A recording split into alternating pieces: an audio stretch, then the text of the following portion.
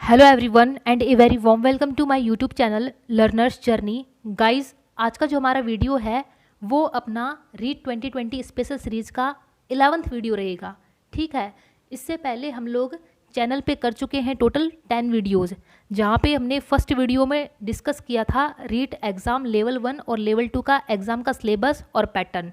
और जो सेकेंड और थर्ड वीडियो थी वहाँ पे आपको डिस्कस करवाया है मैंने CDP वाला जो पार्ट आया था, आपका लेटेस्ट एग्ज़ाम हुआ था रीट का 2018 में, तो उसके 30 क्वेश्चन आपको वहाँ पे सॉल्व करवाए हैं।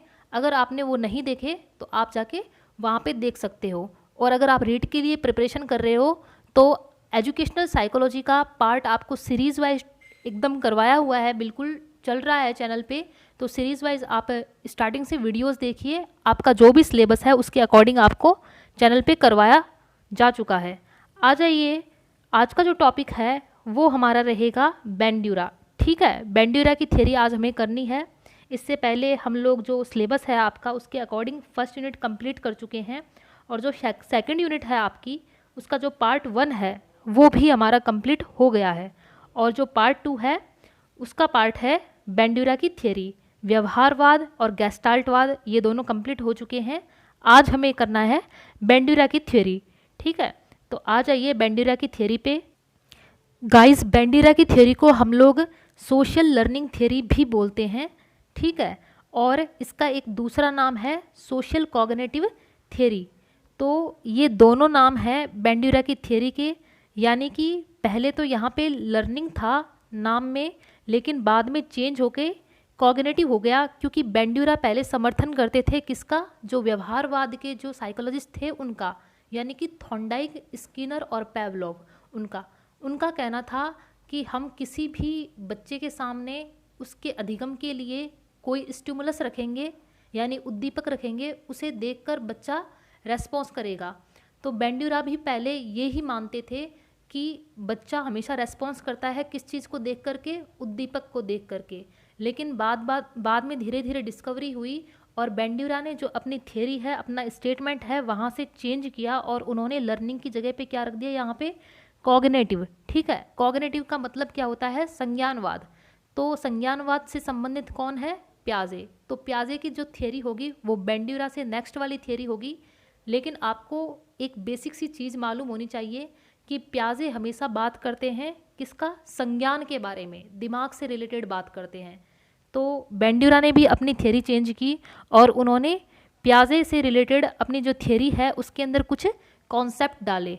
तो इन्होंने सोशल लर्निंग थ्योरी है वो चेंज कर दी सोशल कॉग्निटिव थ्योरी में। तो पहले इसको SLT कहा जाता था, लेकिन बाद में इसको SCT हम लोग कहने लग गए। अब देखिए, सबसे पहली जो बात है कि जो सोशल लर्निंग थ्योरी है वो सबसे पहले किसने दी थी और कब दी थी। तो गाइस, सबसे पहले जो सोशल लर्निंग आपकी थ्योरी है वो दी थी अल्बर्ट बेंड्यूरा ने। ठीक है, बेंड्यूरा का पूरा नाम था अल्बर्ट बेंड्यूरा।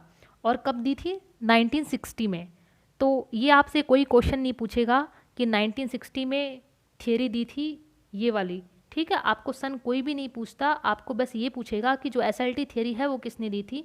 तो आपका वहाँ पे बेसिक सा जो आंसर है वो हो जाएगा अल्बर्ट बेंड्यूरा। ठीक है, तो ये वाली जो थ्योरी है SLT, ठीक है, सोशल लर्निंग थ्योरी या फिर सोशल कॉग्निटिव थ्योरी, तो इसे हम लोग ऑब्जर्वेशनल लर्निंग भी बोलते हैं। ऑब्जर्वेशनल लर्निंग यानी कि देखिए गाइज, जो अल्बर्ट बेंड्यूरा थे उनका मानना ये था कि बच्चा समाज में रहकर सीखता है, बच्चा समाज में नकल करके सीखता है। इन्होंने इमिटेशन पे ज़्यादा बल दिया था। इन्होंने कहा था कि बच्चा किसी भी बिहेव को ऑब्जर्व करेगा और उसके बाद में बच्चा उसे इमिटेट करने के बाद में फिर से उस कार्य को करेगा। ठीक है, तो इन्होंने ज़्यादा फोकस दिया था समाज पे। तो यहाँ पे इन्होंने पहले जब व्यवहारवाद की बात कही थी कि नहीं, बच्चा तो है वो स्टिमुलस होगा उसके सामने और फिर उसे रिस्पॉन्स देना होगा, यानी कि बच्चे को वहाँ पे बाध्य किया जाएगा। लेकिन इन्होंने चेंज करके क्या कहा, नहीं ऐसा कुछ नहीं है, बच्चा समाज में रहकर ऑब्जर्व करेगा चीज़ों को और उसके बाद में बच्चा लर्निंग करेगा। तो आई होप आपको इसका बेसिक मीनिंग समझ में आया होगा। जो अल्बर्ट बेंड्यूरा हैं वो स्टैनफोर्ड यूनिवर्सिटी के अंदर साइकोलॉजिस्ट हैं। ठीक है, और जो SLT वाली जो बात है, ये मैंने आपको पहले ही बता दिया है कि व्यवहारवादी से ये किस में चेंज हुए थे, संज्ञानवाद में, यानी कि बिहेवियरिस्ट से किस में चेंज हुए थे, कॉग्निटिविज्म में। ठीक है, तो आई होप आपको ये वाला पॉइंट समझ में आया होगा। अब देखिए इनकी जो बात है, इन्होंने क्या कहा कि बिना किसी स्टिमुलस के, यानी बिना किसी उद्दीपक के, बिना किसी रेनफोर्समेंट के, यानी बिना किसी पुनर्बलन के ऑब्जर्व करते हैं और उन्हें इमिटेट करके बच्चे सीख जाते हैं। तो ये बात अपनी कॉमन सी हो चुकी है, यानी कि एक्सपीरियंस के आधार पर सीखना। बच्चा किस चीज़ पे सीखेगा, अनुभव के आधार पर। ठीक है, जैसे मान लीजिए अगर कोई इंसान कुछ काम करता है, जैसे मान लीजिए घर में फादर अगर शेविंग करते हैं, तो उस टाइम जो छोटा बच्चा होगा वो अपने पापा को देखेगा और वो अपने पापा को देखकर जब भी उसके हाथ में जो ब्लेड आएगी या फिर कह सकते हो आप ट्रिमर आएगा, तो वो उनकी तरह नकल करके और उस चीज़ को इमिटेट करके और सीखेगा। यानी बच्चे को किसी ने भी ये चीज़ नहीं सिखाई कि बेटा तुम्हें ऐसा करना है, लेकिन बच्चे ने क्या किया, उस बिहेव को ऑब्जर्व किया और उसके बाद में इमिटेट करके और उसने खुद के ऊपर ट्राई किया, तो वहाँ पे क्या हुई, लर्निंग हुई।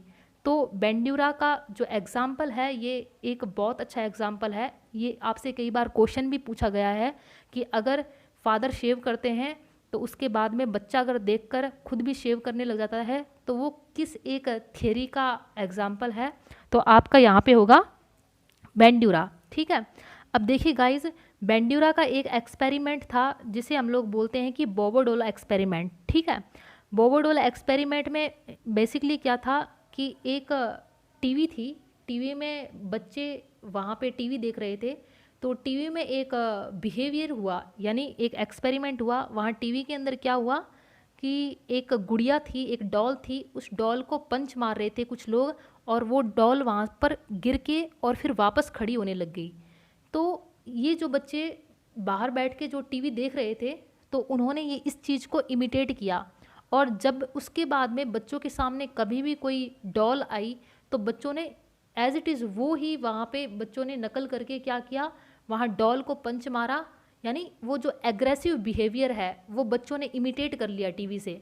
ठीक है, तो कहने का मतलब ये है बच्चा समाज से सीखता है और समाज में जिस तरह की चीज़ें होंगी उसी तरह से जो बच्चा है वो बिहेव करेगा।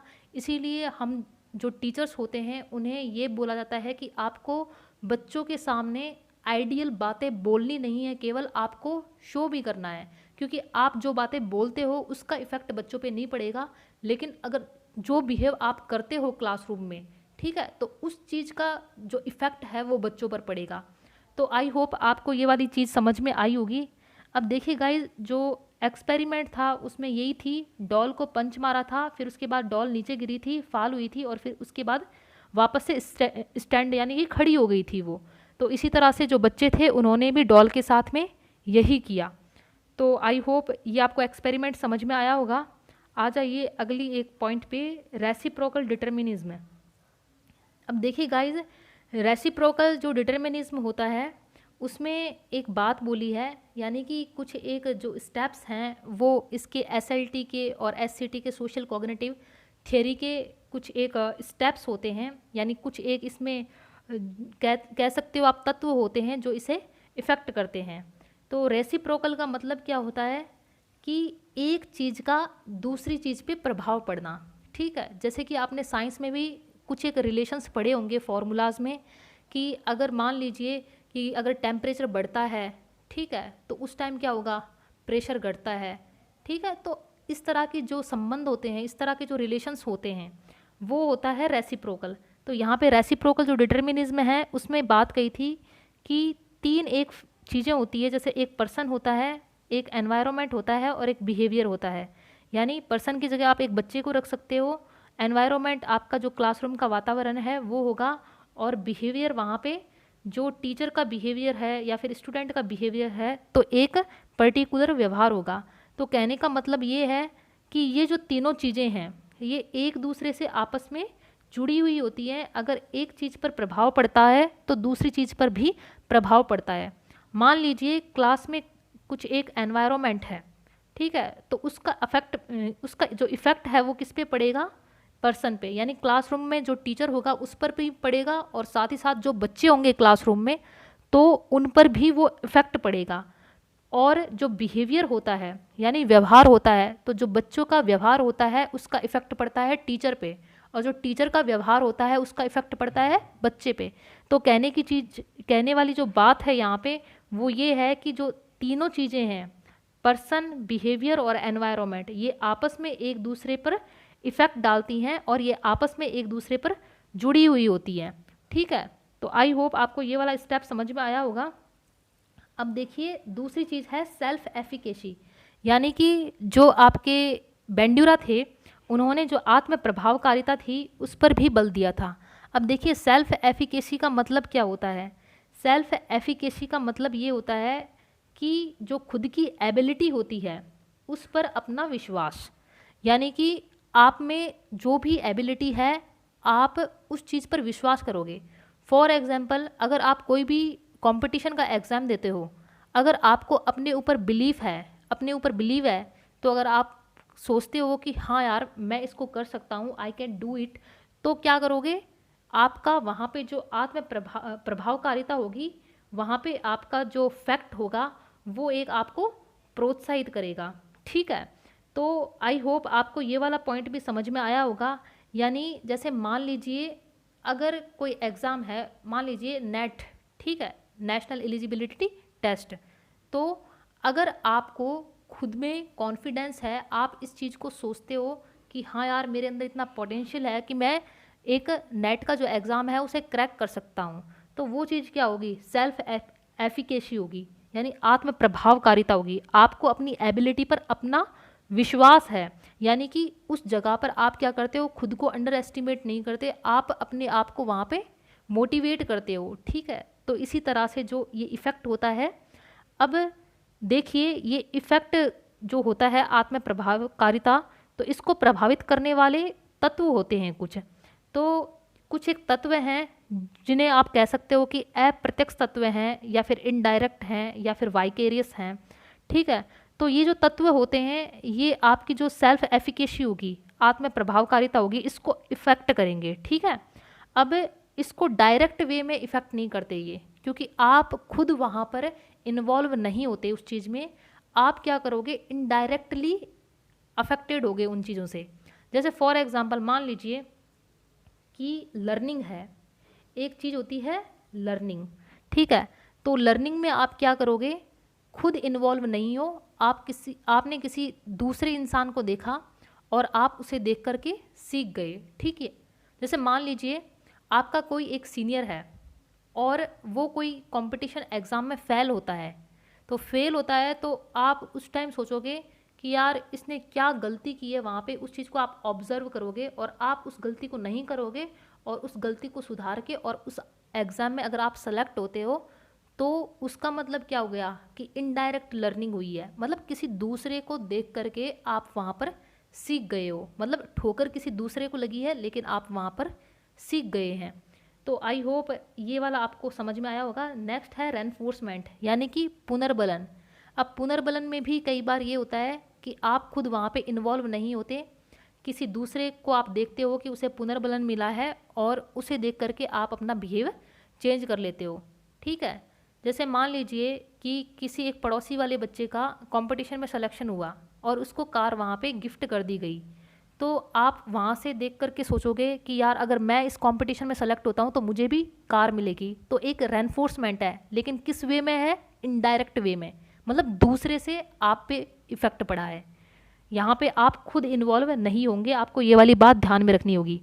तीसरी चीज़ है पनिशमेंट, यानी यहाँ भी आप खुद इन्वॉल्व नहीं होंगे। अगर मान लीजिए घर में आप कुछ ऐसा काम करते हो जो मतलब पॉजिटिव नहीं है और आपका बड़ा भाई है वो भी आपके साथ कुछ ऐसा काम करता है, ठीक है, तो मान लीजिए पनिशमेंट आपके बड़े भाई को मिला, आपको नहीं मिला, लेकिन आपको उस चीज़ के बारे में मालूम चल गया कि अगर मैं ये काम दोबारा करता हूँ तो मुझे भी ये पनिशमेंट मिलेगा, लेकिन आपने क्या किया, वो काम दोबारा नहीं किया, आपने अपने जो बड़ा भाई है उसे देख करके सीख लिया और अपना जो बिहेवियर है वो चेंज कर लिया।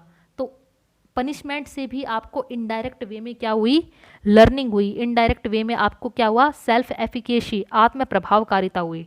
ठीक है, तो ये इनडायरेक्ट वे में जो आपके ऊपर जो इफ़ेक्ट करते हैं ये तत्व हैं कुछ एक ठीक है। तो अधिगम, पुनर्बलन और दंड, ये 3 तत्व हैं। यहाँ पे आप क्या करते हो, दूसरों को देख करके सीखते हो। ठीक है। तो आई होप आपको ये वाला समझ में आया होगा। एक बेंड्यूरा का जो पॉइंट है उसमें चीज़ है कि मॉडलिंग। यहाँ पे क्या करते हो, आप अपने सामने एक मॉडल सेट कर लेते हो, एक रोल मॉडल सेट कर लेते हो और उसको देख करके आप वहाँ पे सीखते हो। तो यहाँ पे 4 स्टेप होंगे। ठीक है। एक होगा अटेंशन, दूसरा होगा रिटेंशन, थर्ड होगा प्रोडक्शन और फोर्थ होगा रेनफोर्समेंट। ठीक है। अटेंशन में आप क्या करोगे, ध्यान दोगे। रिटेंशन में आप क्या करोगे, जो आपने चीज़ ध्यान में रखी है उसको अपने अंदर स्टोर करके रखोगे। फिर प्रोडक्शन में आप क्या करोगे, जहाँ पर भी आपको उस चीज़ की आवश्यकता होगी वहाँ पे आप उसे प्रोड्यूस करोगे। और जब आपकी वो चीज़ सही हो जाएगी तो आपको पुनर्बलन मिलेगा और वो कार्य आपका सही होगा, तो आप बार बार उस चीज़ को प्रैक्टिस में लेकर आओगे और एक टाइम ऐसा आएगा कि आपको उस चीज़ पर मास्टरी हो जाएगी। तो एक मैं एग्जाम्पल लेती हूँ यहाँ पे। जैसे मान लीजिए, सबसे पहले एक एग्जाम्पल लेती हूँ। जैसे मान लीजिए आपको क्लास में कोई न्यूमेरिकल करवाया, ठीक है, यानी कोई सांख्यिकी प्रश्न करवाया आपको क्लास में। मान लीजिए आपको केमिस्ट्री का कोई क्वेश्चन करवाया, PV = जो फॉर्मूला है उस फॉर्मूले के ऊपर बेस्ड कोई न्यूमेरिकल करवाया। तो आपने सबसे पहले क्या किया, जब भी टीचर ने क्लास में करवाया तो सबसे पहले आपने वहाँ पर ध्यान दिया। ठीक है। मतलब ध्यान आपको देना ज़रूरी है, आपको अवेयर होना ज़रूरी है। अगर आप क्लास में फिजिकली बैठे हो और मेंटली आप क्लास से बाहर घूम रहे हो, मेंटली आप अपने दोस्तों के साथ पार्टी में घूम रहे हो, तो कोई भी इंसान आपको वहाँ पे सिखा नहीं सकता। तो सबसे पहले ध्यान आपका ज़रूरी है। तो सबसे पहला स्टेप होगा आपको अवेयर करना, अटेंशन देना। फिर उसके बाद में जैसे मान लीजिए आपको न्यूमेरिकल करवाया, तो न्यूमेरिकल हो गया क्लास में, फिर आपने उस चीज़ को धारण कर लिया कि मतलब PV = NRT से रिलेटेड अगर कोई भी न्यूमेरिकल आएगा तो हमें इस स्टेप्स को फॉलो करके और सॉल्व करना है। तो आपने उस चीज़ को ध्यान में रख लिया। अब दोबारा क्या हुआ, एक क्लास टीचर ने क्वेश्चन दिया, PV = NRT के बेसिस पे एक कोई दूसरा क्वेश्चन दिया, लेकिन आपने ध्यान दिया था और उस चीज़ को धारण किया था, तो आपके माइंड में वो चीज़ है। तो आपने क्या किया, जो आपका पुराना एक्सपीरियंस है उसके बेसिस पे क्या किया, उत्पादन किया, वहाँ पे आपने वो क्वेश्चन सॉल्व किया। ठीक है। फिर क्या होता है, पुनर्बलन। अब आपने वो क्वेश्चन मान लीजिए सही कर दिया, तो आपको पुनर्बलन मिला क्लास में।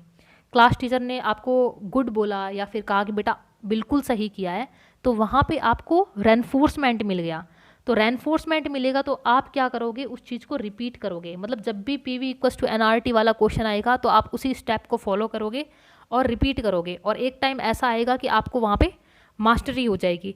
अगर मान लीजिए कि आपने वो क्वेश्चन गलत कर दिया, ठीक है, तो आपको वहाँ पे क्या होगा, पुनर्बलन नहीं मिलेगा। टीचर कह देगा कि बेटा नहीं, ये तो गलत कर दिया तूने, तो वहाँ पे आपको पुनर्बलन नहीं मिला। तो 3 स्टेप तो हुए आपके कंप्लीट, ध्यान भी हुआ, धारण भी किया और उत्पादन भी किया, लेकिन पुनर्बलन नहीं मिला। तो इसकी वजह से आप क्या करोगे, उस चीज़ को रिपीट नहीं करोगे, और रिपीट नहीं करोगे तो आपको लर्निंग नहीं होगी। ठीक है। अधिगम आपका तभी होगा जब आप उस चीज़ को रिपीट करोगे। ठीक है। तो यहाँ पे ये जो सीखने की क्रिया है उसके स्टेप्स हैं। अगर आप रिपीट करते हो तो आपको लर्निंग होती है, अधिगम होता है, और अगर आप उस चीज़ को रिपीट नहीं करते तो आपको वहाँ पर अधिगम नहीं होगा। ठीक है। तो आई होप आपको जो बेंड्यूरा की थ्योरी है वो समझ में आई होगी। ये जो आपका टॉपिक है वो कंप्लीट हो चुका है। आज वाला टॉपिक इतना ही है। ठीक है। अगर आपको ये वाला टॉपिक समझ में आए, पढ़ाया हुआ अगर आपको कुछ भी समझ में आए, तो आप चैनल को ज्वाइन कर सकते हो, इस सीरीज़ को आप ज्वाइन कर सकते हो, आपके लिए हेल्पफुल रहेगी। सो गाइज, मिलते हैं नेक्स्ट वीडियो में। Bye bye, take care. So guys, I hope this session will be helpful for all of you in any form. If you like this video, then subscribe Learner's Journey and press the bell icon for more notification, and share it with your colleagues, and do not forget to leave your comment in comment section for your valuable feedback. Thank you guys. Thanks for watching.